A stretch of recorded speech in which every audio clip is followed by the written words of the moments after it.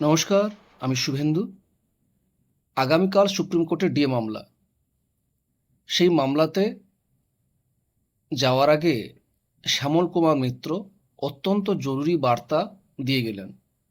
সেই বার্তাতে উনি কি বলেছেন সেটা আমরা বিস্তারিত জেনে নেব শ্যামলবাবুর মুখ থেকে।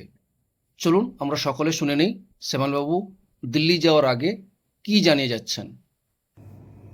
নমস্কার, শ্যামল কুমার মিত্র, কনফেডারেশন।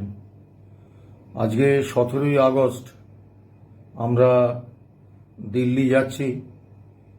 আগামীকাল সুপ্রিম কোর্টে ডিএ মামলার শুনানি, এবং যেহেতু এই মামলাটিকে পার্ট হার্ড মামলা হিসেবে চিহ্নিত করা হয়েছে এবং অনারেবল জাস্টিস সঞ্জয় কারোল আমাদের এই ডিএ মামলার বেঞ্চের অন্যতম বিচারপতি, তিনি 22 তারিখে অবসর নিচ্ছেন।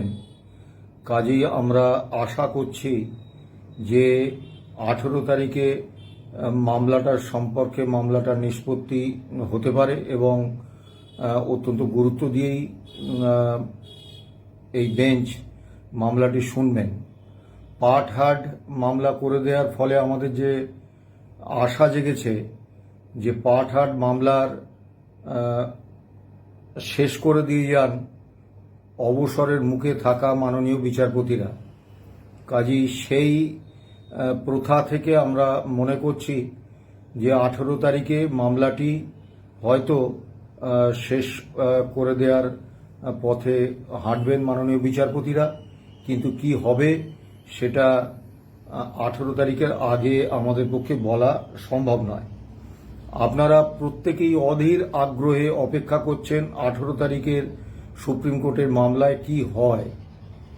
আমরা যে বিষয়গুলি উত্থাপন করার জন্যে লিস্ট করেছি এবং মাননীয় আমাদের আইনজীবীদের প্রত্যেকের কাছে যেটা আমরা পৌঁছে দিয়েছি এবং যে অনুসারে তালিকা তৈরি হয়েছে, তাতে যে বিষয়গুলি থাকছে: 1 নম্বর, গ্র্যান্ট ইন এড ইনস্টিটিউশনসের কর্মরত এবং অবসরপ্রাপ্ত কর্মচারীদের রাজ্য সরকার এই রায়ের আওতার বাইরে রাখার জন্য সুপ্রিম কোর্টে আবেদন করেছেন। আমরা তার বিরোধিতা করব এবং গ্র্যান্ট ইন এড ইনস্টিটিউশনসের কর্মরত এবং অবসরপ্রাপ্ত কর্মীরা যাতে এই রায়ের আওতার মধ্যে থেকেই বকেয়া ডিএ এপ্রিল 2008 থেকে ডিসেম্বর 2019 পর্যন্ত এআইসিপিআই মেনে পান, সে ব্যাপারে আমাদের আইনজীবীরা সুপ্রিম কোর্টে বলবেন। দ্বিতীয় যে বিষয়টা বলবেন, যে গত 14 তারিখে আমাদের মাননীয় অর্থ দপ্তরের দায়িত্বপ্রাপ্ত additional chief secretary Prabhat Kumar মিশ্রের সঙ্গে যে বৈঠক হয়েছিল তার বিস্তারিত বিবরণ আমি 14 তারিখেই ভিডিও মারফত আপনাদের কাছে উপস্থাপিত করেছিলাম। আর সেখানেও বলেছিলাম, আজকেও বলছি, যে ওয়ার্ক চার্জ কর্মচারী, সরকারি যে সমস্ত চুক্তিভিত্তিক কর্মী আছেন যারা ডিএ পান, এবং ডেলি রেটেড যে সমস্ত কর্মচারী, হোমগার্ড, সিভিল ডিফেন্স, এনভিএফ ইত্যাদিতে যারা ডিএ, রাজ্য কর্মীদের ডিএ বাড়ার সঙ্গে সঙ্গে যাদের দৈনিক মজুরিতে বৃদ্ধি ঘটে, তাদের প্রত্যেকের বিষয়ে আমরা মাননীয় মুখ্যমন্ত্রীর সঙ্গে বৈঠকে 1 জুন বলেছিলাম এবং গত 14 তারিখেও বলেছি। কিন্তু দুঃখের বিষয় যে এই 3 ধরনের কর্মচারীদের সম্পর্কে এখনো পর্যন্ত কোনো বিবেচনা রাজ্য সরকার করেননি। আমরা তাদের বিষয়টি সুপ্রিম কোর্টে তুলব। রাজ্য সরকার একটা ন্যারেটিভ তৈরি করে দিয়েছেন, কেএমসি এলাকার ব্যাংকগুলি থেকে পেনশন প্রাপক পেনশনার। বাস্তবে বিষয়টি আমরা যা অনুসন্ধান করে দেখেছি যে 2 ধরনের পেনশনার রয়েছেন রাজ্য সরকারি কর্মচারীদের। এক ধরনের যারা ট্রেজারি থেকে পেনশন পান, ট্রেজারি ব্যাংকগুলোতে পেনশন পাঠিয়ে দেয় এবং ব্যাংকগুলো ডিসবার্স করে। আর দ্বিতীয় এক ধরনের পেনশনার আছেন যারা মূলত কলকাতা এবং সংলগ্ন এলাকার ব্যাংকগুলি থেকে পেনশন তোলেন তারা তাদের পেনশন প্রদানের সিস্টেমের সঙ্গে এজি, রাজ্য সরকার এবং ব্যাংকগুলি জড়িয়ে, মূলত ব্যাংকগুলি তাদের পেনশন প্রদান করেন। এতে যেমন কেএমসি এলাকার পেনশনাররা আছেন কেএমসি এলাকার ব্যাংকগুলির, তেমনি কেএমসি সংলগ্ন বেশ কিছু এলাকার ব্যাংকগুলি থেকে পেনশন প্রাপকরাও আছেন। তাদের বকেয়া ডিএর একটা অংশ দেওয়ার প্রক্রিয়া শুরু হয়েছে, কিন্তু এখনো অধিকাংশ পেনশনার এই ডিএ, বকেয়া ডিএ বা এই ডিয়ারনেস রিলিফ তারা পাননি। এই বিষয়টি আমরা নিশ্চয়ই উল্লেখ করব। রাজ্য সরকার কমপ্লায়েন্স রিপোর্টে 2028 সাল পর্যন্ত বকেয়া ডিএ বা ডিয়ারনেস রিলিফ প্রদানের প্রক্রিয়াটাকে বিলম্বিত করার জন্য সুপ্রিম কোর্টের কাছে আবেদন করেছেন। আমরা অবশ্যই তার বিরোধিতা করব এবং 100% নিউট্রালাইজেশনের জায়গায় 85% নিউট্রালাইজেশনের কথা বলেছেন, সুপ্রিম কোর্টের কাছে আবেদন রেখেছেন। তার বিরুদ্ধেও আমাদের বক্তব্য থাকবে। গত 14 তারিখে আমরা মাননীয় প্রভাত কুমার মিশ্রকে বারবার দাবি জানিয়েছিলাম যে আপনারা এই যে নিজেদের মনোমতো করে একটা ভিত্তি 605 ধরে আমাদের হিসেব করেছেন এবং অল ইন্ডিয়া কনজিউমার প্রাইস ইন্ডেক্সকে সম্পূর্ণ বাদ দিয়েছেন, এটা আপনারা সংশোধন করুন এবং সুপ্রিম কোর্টে দয়া করে আপনাদের সংশোধিত অবস্থান জানান। কারণ এইভাবে গণনা করার ফলে কর্মরত এবং অবসরপ্রাপ্ত কর্মচারীরা যারা পেয়েছেন তারা all India consumer price index মেনে এবং যে ইন্ডেক্স 536 পয়েন্ট এআইসিপিআই এর উপর রোপা 2009 এবং স্যাট, হাইকোর্ট এবং সুপ্রিম কোর্টে মামলার রায় হয়েছে, সেই ইন্ডেক্সের বদলে 605 এআইসিপিআই ইন্ডেক্স ধরার ফলে কর্মরত এবং অবসরপ্রাপ্ত যে কর্মচারীরা পেয়েছেন তাদের প্রাপ্যের অন্তত 57% কম পেয়েছেন। এবং এই 85% নিউট্রালাইজেশনের যে আবেদন সুপ্রিম কোর্টে সরকার পক্ষ করেছেন, তাতে আরও এই 57% কম পাওয়াটা আরও বাড়বে।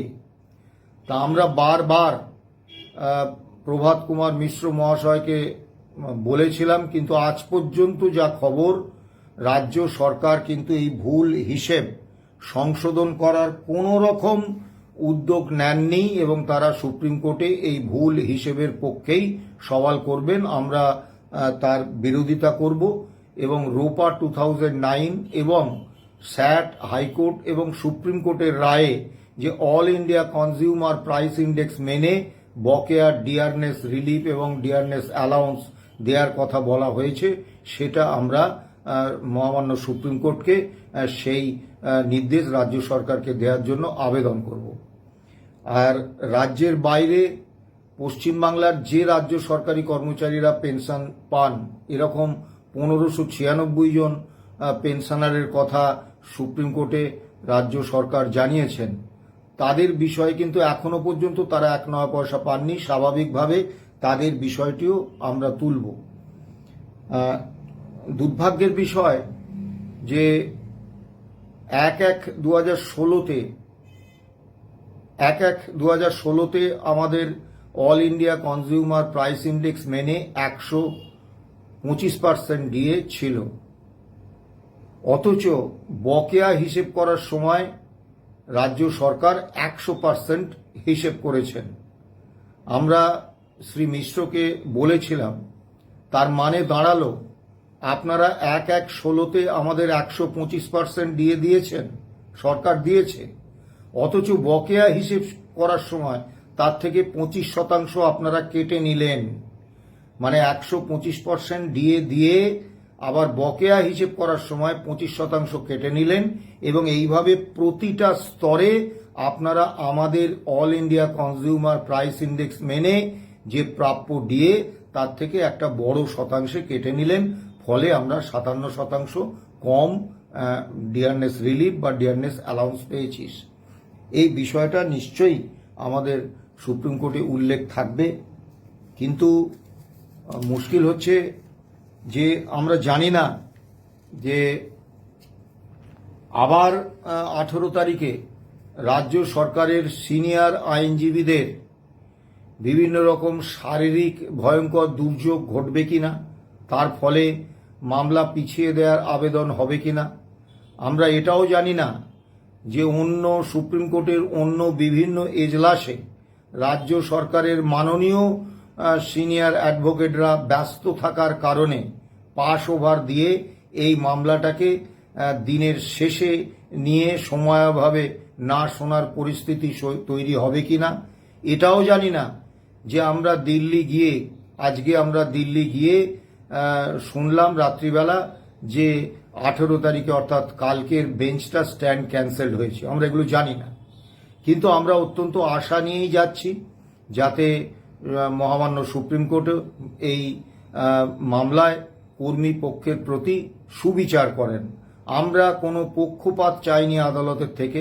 আমরা শুধু আদালতকে বলেছি 5ই ফেব্রুয়ারি আপনারা যে রায় দিয়েছেন সেই রায় সম্পূর্ণভাবে অক্ষরে অক্ষরে কার্যকর করার জন্য রাজ্য সরকারকে নির্দেশ দিন, এবং রাজ্য সরকার এই নির্দেশ পালনে গড়িমসি করলে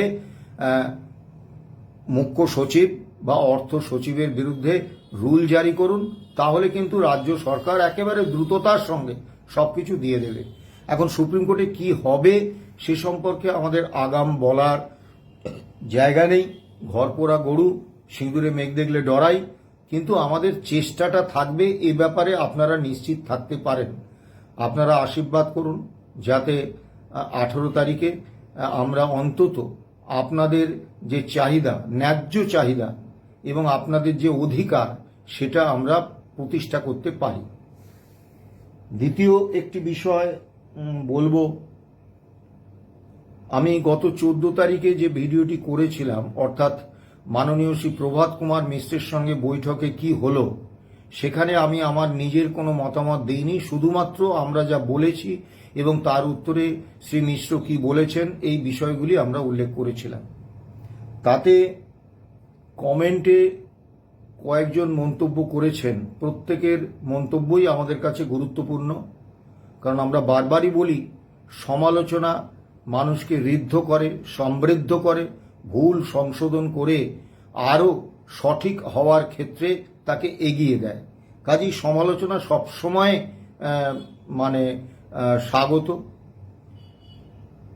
কয়েকজন নির্দিষ্টভাবে বলেছেন যে সরকার তো সবে এসেছে 3 মাস, এবং সরকার তো সব দিয়ে দেবে বলেছে।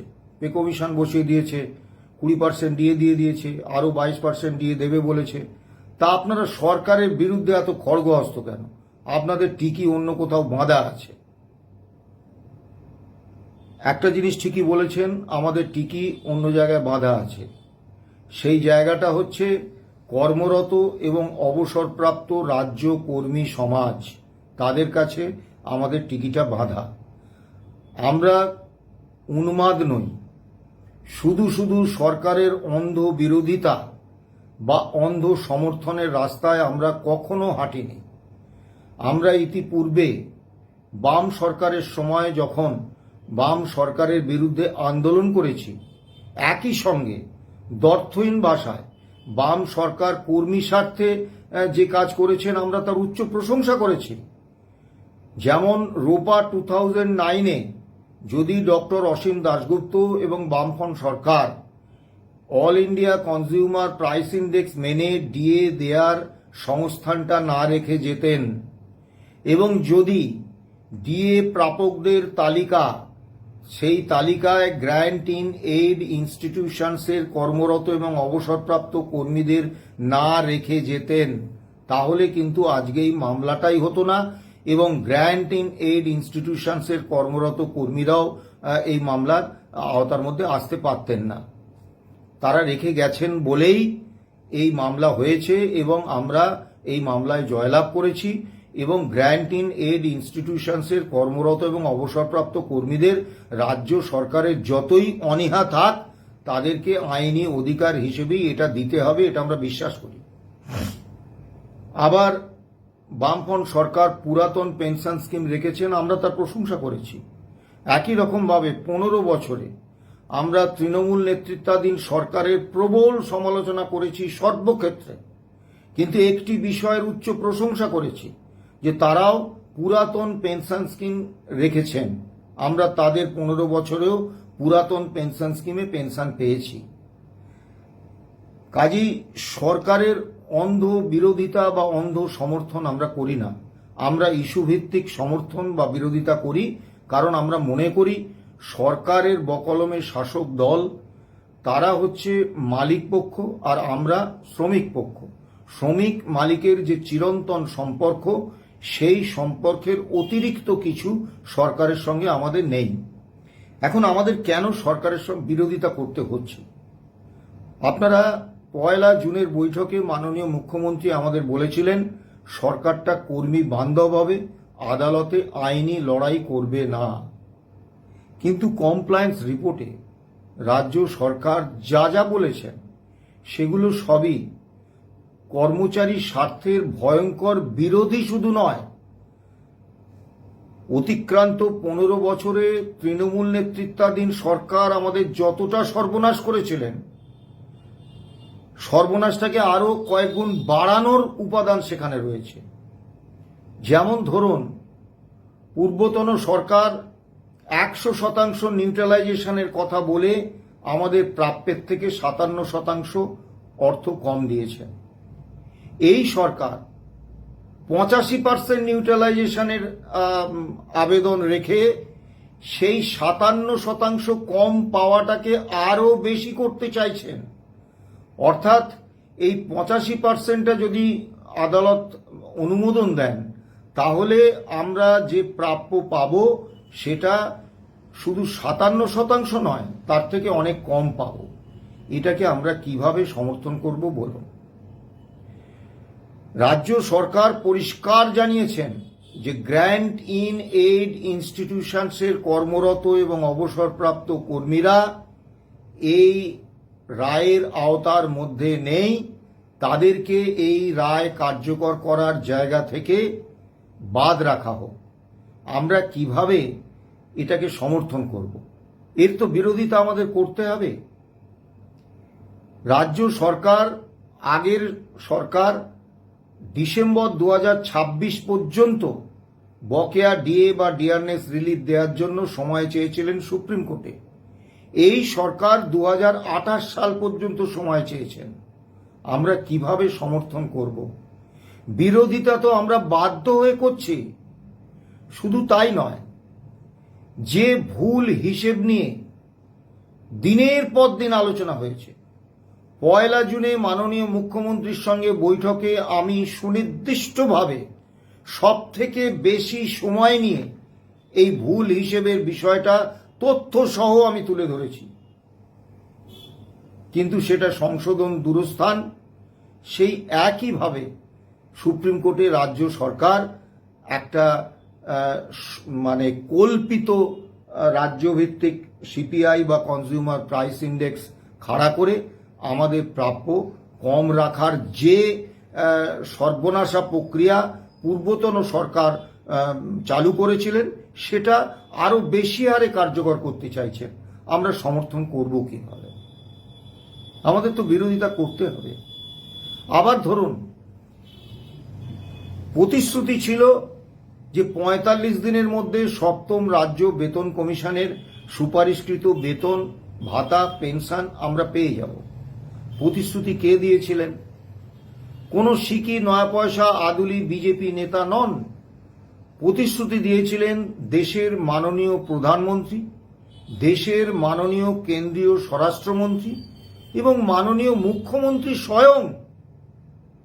45 দিনের মধ্যে 7ম বেতন কমিশনের সুপারিশকৃত বেতন ভাতা পাওয়া তো দূরস্থান, 7ম বেতন কমিশন গঠন হয়েছে, তার চেয়ারম্যান ইতিমধ্যেই বদল হয়েছে। আমরা এই প্রথম দেখলাম যে পে কমিশন ঘোষণার পরে চেয়ারম্যান পদ থেকে মানে অনতিবিলম্বে কাউকে সরিয়ে দেওয়া হলো এবং এখনো পর্যন্ত পে কমিশন কোনো কাজ শুরু করেনি। আজকে 17ই আগস্ট, 1 জুনের বৈঠকে মাননীয় মুখ্যমন্ত্রী আমাদের প্রতিশ্রুতি দিয়েছিলেন যে জানুয়ারি 2027 থেকে পে কমিশনের রায় কার্যকর হবে, কর্মচারীরা পে কমিশনের সুপারিশ অনুসারে বেতন ভাতা এবং পেনশন পাবেন। আজকে আমরা আমাদের অভিজ্ঞতা থেকে নিশ্চিত করে বলছি যে এখনো পর্যন্ত পে কমিশন কাজ শুরু করেনি। তার অফিস কোথায় কেউ জানি না, তার কর্মী তাদের দেয়া হয়নি, কর্মী আধিকারিক। স্বাভাবিকভাবে অসংখ্য সংগঠন তারা স্মারকলিপি দেবেন, তাদেরকে ডেকে তাদের শুনানি নিতে হবে। ফলে কোনোভাবেই জানুয়ারি 2027 তো দূরস্থান, আগস্ট 2027 এই সুপারিশ আসবে কিনা সে নিয়ে আমাদের মনে সন্দেহ রয়েছে। তা আমরা বিরোধিতা করব না? আমাদের তো প্রতিবাদ করতেই হবে, আমাদের তো সরকারের সমালোচনা করতেই হবে। আবার দেখুন, এই মাননীয় মুখ্যমন্ত্রী যখন বিরোধী দলনেতা ছিলেন তখন রাজ্য কর্মীদের বিভিন্ন মঞ্চের সভায় তিনি যেতেন, গিয়ে তিনি all India consumer price index মেনে ডিএ পাওয়ার অধিকারটাকে স্বীকৃতি দিতেন, সমর্থন দিতেন এবং বলতেন সরকারে বিজেপি এলে all India consumer price index মেনেই ডিএ দেয়া হবে। কিন্তু বাস্তবে 20% ডিএ ঘোষণা হলো 1 অক্টোবর থেকে, আপনারা পাবেন নভেম্বর থেকে। এই 20% এবং 1 অক্টোবর কে ঠিক করে দিল? এটা তো মাননীয় মুখ্যমন্ত্রী, মাননীয় অর্থমন্ত্রী, রাজ্য মন্ত্রিসভা তারা ঠিক করলো। অল ইন্ডিয়া কনজিউমার প্রাইস ইন্ডেক্সের যে বিজ্ঞানসম্মত ফর্মুলা সেটা তো মানা হলো না, কারণ সেখানে প্রাপ্য হওয়ার দিন থেকে all India consumer price index অনুসারে যে হার হয় সেই হারে ডিএ বা ডিয়ারনেস রিলিফ দেওয়ার কথা। অর্থাৎ আগের সরকারের আমলে ঠিক যেভাবে দয়ার দান হিসেবে মুখ্যমন্ত্রী বা সরকারের সদিচ্ছা হিসেবে ডিএ বা ডিয়ারনেস রিলিফ আমরা পেতাম, সেই প্রক্রিয়াটাই রয়ে গেল। আমরা বাম আমলে অল ইন্ডিয়া কনজিউমার প্রাইস ইন্ডেক্সের মাধ্যমে ডিএ দেওয়ার দাবিতে আন্দোলন করেছি, তৃণমূল সরকারের আমলে একই দাবিতে আন্দোলন করেছি। তা আজকে সরকারে বিজেপি এসেছে বলে কোন যুক্তিতে আমরা সেই দাবিটা অস্বীকার করে ওই অক্টোবর 2026 থেকে 20% ডিএ দেয়াতে আনন্দ উৎসব করব এবং সরকারকে সমর্থন করব? কর্মচারী সংগঠনগুলোর দাবি তো শাসক দল নিরপেক্ষভাবে একই থাকবে। আমরা বাম সরকারের সময় একরকম দাবি করব, তৃণমূল সরকারের সময় একরকম দাবি করব, আবার বিজেপি সরকারের সময় সেই দাবি ভুলে গিয়ে আমরা all India consumer price index না মানলে তাকে অভিনন্দন জানাবো, তার বিরোধিতা করব না, সমালোচনা করব না। এটা তো ট্রেড ইউনিয়নে হয় না। কাজেই খুব দুর্ভাগ্যজনকভাবেই আমাদের সরকারের বিরোধিতা করতে হচ্ছে। এবং একটা জিনিস মনে রাখবেন, গত 19শে মে যখন মাননীয় মুখ্য সচিব একটা নির্দেশ জারি করেছিলেন যে সরকারের সমালোচনা করতে গেলে সে প্রিন্ট, ইলেকট্রনিক, সোশ্যাল মিডিয়া যেখানেই হোক সরকারের প্রায়র অ্যাপ্রুভাল নিতে হবে, আগাম অনুমোদন নিতে হবে। এই ধরুন গত 14 তারিখে আমরা মাননীয় অর্থ সচিবের সঙ্গে বৈঠক করলাম। তা আপনারা প্রত্যেকে তো জানতে আগ্রহী যে সেই বৈঠকে কি হলো। তা আমরা 14 তারিখ রাত্রে ভিডিও করে আপনাদের কাছে আমাদের বক্তব্য তুলে দিয়েছি। এখন যদি প্রত্যেকটি ক্ষেত্রে তাৎক্ষণিক প্রতিক্রিয়া দেওয়ার জন্য সরকারের আগাম অনুমোদন নিতে হয়, তাহলে কিন্তু কোনো প্রতিক্রিয়া কর্মচারী সংগঠন আর দিতে পারবে না। শুধু তাই নয়, সার্ভিস রুলসে রয়েছে, যেটি আমরা 1 জুনের বৈঠকে এবং 14ই আগস্টের বৈঠকে আমরা তুলে ধরেছি, যে সার্ভিস রুলসে আছে উইথ প্রায়র ইন্টিমেশন। কিন্তু আপনারা অর্ডারে করেছেন প্রায়র অ্যাপ্রুভ্যাল। প্রায়র ইন্টিমেশন আর প্রায়র অ্যাপ্রুভ্যালের মধ্যে আকাশ পাতাল ফারাক। সার্ভিস বুকে যা নেই সেটা আপনারা অর্ডারে নিয়ে এলেন। এটা তো আইনসঙ্গত নয়, এটা তো সার্ভিস রুলকে মর্যাদা দেওয়া নয়। তার মানে সরকার সার্ভিস রুলসের বাইরে গিয়ে অর্ডার জারি করছেন। এবং আমি সেদিনই বলেছিলাম যে একটা সরকার তখনই এ ধরনের নির্দেশ জারি করে যখন সরকার জানে যে অদূর ভবিষ্যতে এমন এক বা একাধিক সিদ্ধান্ত নেবে সরকার, যে সিদ্ধান্তে রাজ্য কর্মীরা অত্যন্ত ক্ষুব্ধ হবেন এবং সরকারের সমালোচনা করার মতো পরিস্থিতি তৈরি হবে। সরকার আমাদের মুখ বন্ধ করতে চাইছেন, তো এর বিরুদ্ধে আমরা বলবো না। আবার ধরুন সরকার আমাদের ব্যক্তি পরিসরে ঢুকে যেতে চাইছে, কখনো স্মার্ট মিটার বাধ্যতামূলক করার নির্দেশ জারি হচ্ছে, কখনো যোগা দিবসে যাওয়াটা বাধ্যতামূলক নির্দেশ জারি হচ্ছে। আমাদের ব্যক্তিগত পরিসরে সরকার কেন ঢুকে পড়বে, তার প্রতিবাদ আমরা করব না? আবার 1 জুনের বৈঠকে আমরা বারবার করে বলেছিলাম যে তৃণমূল কংগ্রেসের নেতৃত্বাধীন সরকার আমাদের অর্জিত অধিকারগুলো কেড়ে নিয়েছে। পুলিশ কর্মী সহ অন্তত 6টি ক্ষেত্রে ইউনিয়ন অ্যাসোসিয়েশন করার অধিকার কেড়ে নিয়েছে।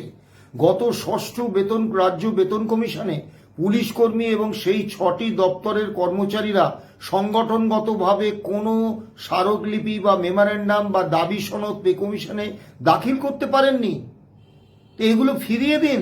যে অর্জিত ট্রেড ইউনিয়ন অধিকার আমাদের আগের সরকার কেড়ে নিয়েছে, সেই অধিকারগুলো ফিরিয়ে নিন। 1 জুনের বৈঠকে আমরা আবেদন করেছি, জানিয়েছি। আজকে 17ই আগস্ট, এখনো পর্যন্ত এমন কোনো সিদ্ধান্ত হয়নি। তা আমরা সরকারের সমালোচনা করব না। আমরা একটা কথা অত্যন্ত স্পষ্টভাবে বারবার বলেছি, আজও বলছি, আমাদের সংগঠন মনে করে না সরকার স্থায়ী বন্ধু বা স্থায়ী শত্রু হতে পারে। সরকারের সঙ্গে শ্রমিক কর্মচারীদের সম্পর্ক হচ্ছে শ্রমিক মালিকের। সেখানে মালিক যদি শ্রমিক স্বার্থে কোনো সিদ্ধান্ত নেয় তার সমর্থন আমরা করব। আবার শ্রমিক স্বার্থের বিরুদ্ধে সিদ্ধান্ত নিলে তার বিরোধিতা, তার বিরুদ্ধে আন্দোলন, প্রয়োজনে আইনি লড়াই আমরা করব। অর্থাৎ ইস্যু ভিত্তিক সমর্থন বিরোধিতাই ট্রেড ইউনিয়নের চরিত্র। এর বাইরে কিছু ঘটলে জানবেন সেই সংগঠনের কিছু আরোপিত দায় আছে। আমাদের কোনো আরোপিত দায় নেই। কাজেই সরকার ভালো কাজ করলে আমরা সমর্থন করব, আর সরকার কর্মচারীদের বিরুদ্ধে গেলে আমরা তার সমালোচনা করব। এবারে যে বিষয়টায় আসব, অত্যন্ত গুরুত্বপূর্ণ বিষয়। আমি এর আগেও এটা ভিডিও করেছি, কিন্তু আরও কিছু আপডেট আছে, আপনাদের দেব। গত 14 তারিখে আমি পরিষ্কার মাননীয় অর্থ সচিবকে প্রশ্ন করেছিলাম যে সরকার কি পুরাতন পেনশন স্কিম বাতিল করে নতুন পেনশন স্কিম আনছেন? উনি বলেছেন এখনো নয়, অর্থাৎ এখনো পর্যন্ত সরকার এই সিদ্ধান্ত নেননি। কিন্তু ঘটনাক্রম আমাদের খুব আতঙ্কিত করে তুলেছে। কারণ গত 7ই আগস্ট নবান্নে pension fund regulatory and development অথরিটির চেয়ারপারসন এস রামান এসেছিলেন। তিনি রাজ্য সরকারকে জানিয়ে গেছেন যে ন্যাশনাল পেনশন সিস্টেম বা এনপিএস গ্রহণ করা ছাড়া রাজ্য সরকারের অন্য কোনো উপায় নেই। রাজ্য সরকারকে এই পুরাতন পেনশন স্কিম বাতিল করে এই এনপিএস স্কিমে পেনশন চালু করতে হবে, অর্থাৎ নতুন পেনশন স্কিম।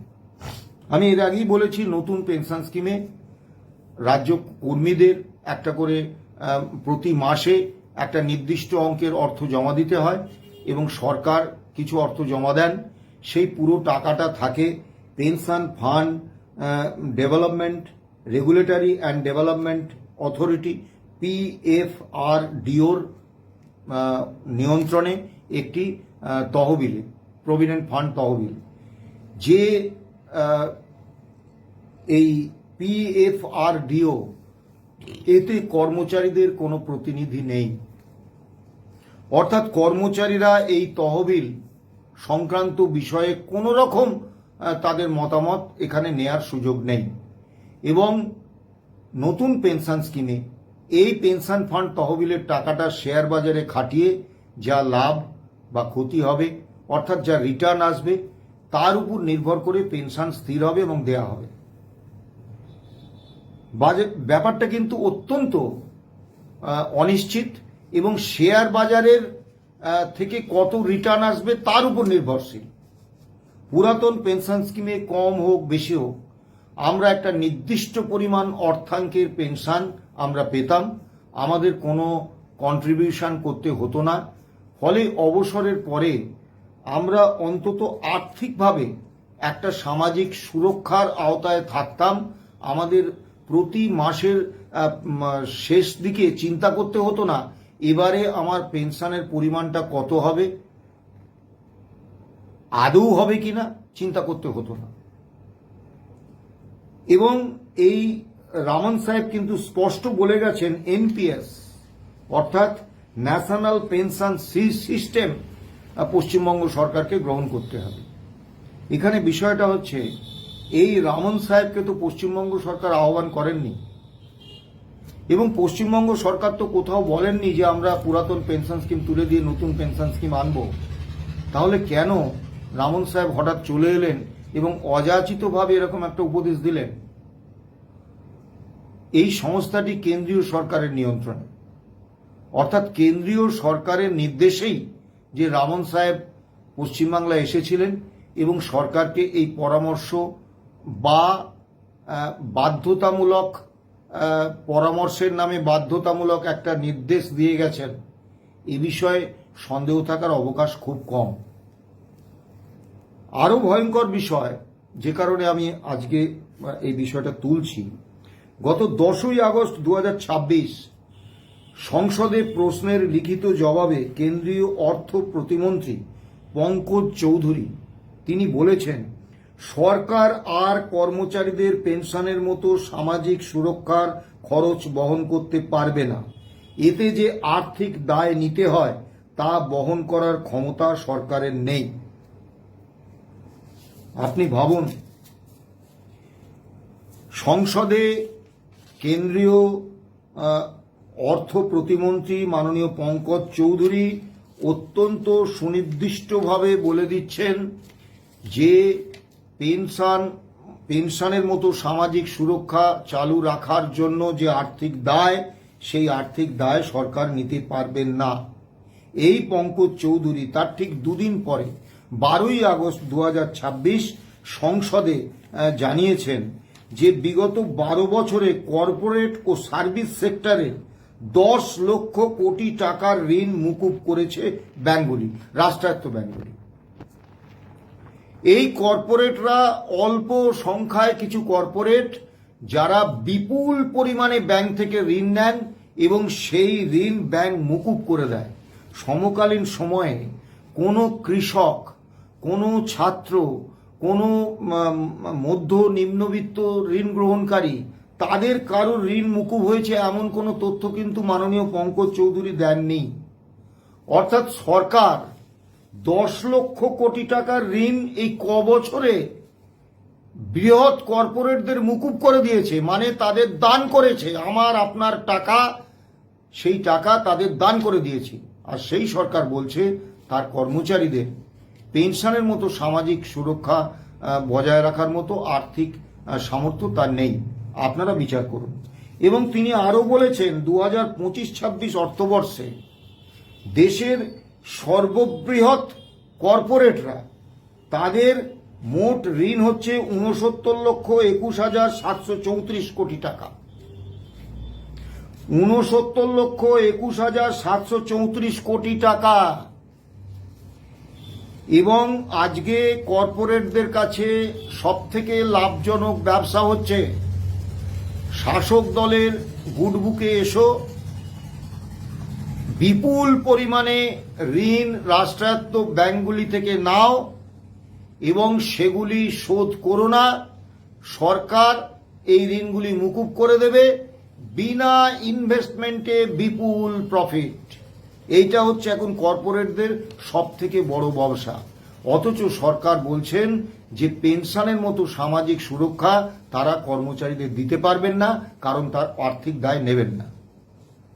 এবারে আসুন, পেনশনটা কি আমাদের দয়া করে সরকার দিচ্ছেন? মহামান্য সুপ্রিম কোর্টে DS Nakara and others versus union of India এই কেসে, Doki Nandan Prasad versus state of Bihar and others এই কেসে, Dongu versus board of education এই কেসে, সিভিল অ্যাপিল নম্বর 1123 অফ 2015 এর 1/7/2015 যা রায় হয়েছে, সেখানে স্পষ্টভাবে মহামান্য সুপ্রিম কোর্ট বলেছেন পেনশন অর্থাৎ পুরাতন পেনশন স্কিম সরকারি কর্মচারীদের একটা অধিকার, আর্থিক সংকটের অজুহাতে এই অধিকার থেকে তাদের এই অধিকার হরণ করা যায় না। এবং পেনশনটা কোনো পারকুইজিট, কোনো অনুদান, কোনো দয়া, কোনো দাক্ষিণ্য নয়। কর্মচারীরা চাকুরিরত অবস্থায় যে সার্ভিসটা সরকারের দেন বৃদ্ধ বয়সে যাতে তাদের না খেয়ে মরতে হয়, রাষ্ট্রের এটা দায়িত্ব সেটা দেখভাল করা, সেটাই পেনশন। পেনশনটা হচ্ছে বেতন কমিশনের সুপারিশ এবং এর অন্তর্ভুক্ত একটা প্রক্রিয়া। এবারে আসুন, কেন আমি আজকে এই বিষয়টা নিয়ে এলাম এবং বলছি যে খুবই সত্যি খুব বিপদের বিষয়। তার কারণটা হচ্ছে কেন্দ্রের একটা সিদ্ধান্ত। রাজস্থান, ছত্তিশগড়, ঝাড়খণ্ড, পাঞ্জাব এবং হিমাচল প্রদেশ এই রাজ্যগুলি পুরাতন পেনশন স্কিম বাতিল করে নতুন পেনশন স্কিম এনেছিলেন, কিন্তু এইসব রাজ্যে প্রবল কর্মী বিক্ষোভের ফলে তারা আবার নতুন পেনশন স্কিম বাতিল করে পুরাতন পেনশন স্কিম এনেছেন।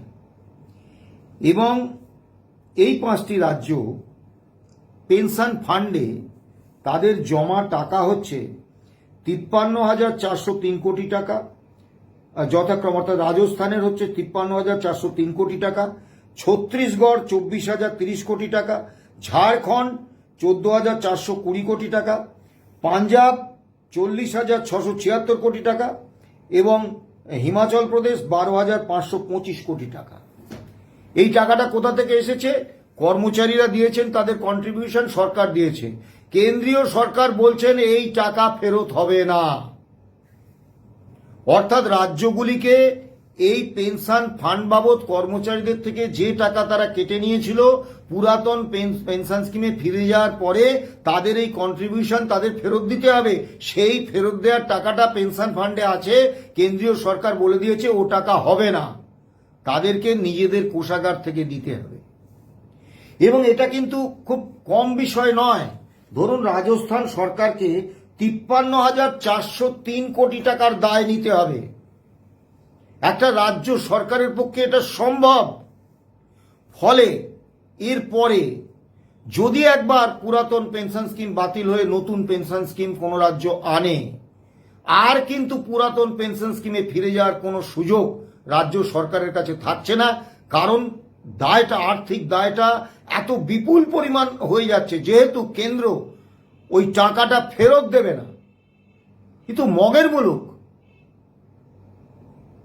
ফলে আমাদের কিন্তু আগাম সতর্ক হতে হবে এবং এই পেনশন স্কিম চালু করার আগেই নতুন পেনশন স্কিম আনার বিরুদ্ধে তীব্র আন্দোলন গড়ে তুলতে হবে। আশা করছি 18 তারিখে আপনাদের সুখবর দিতে পারবো। ভালো থাকবেন, সুস্থ থাকবেন। নমস্কার।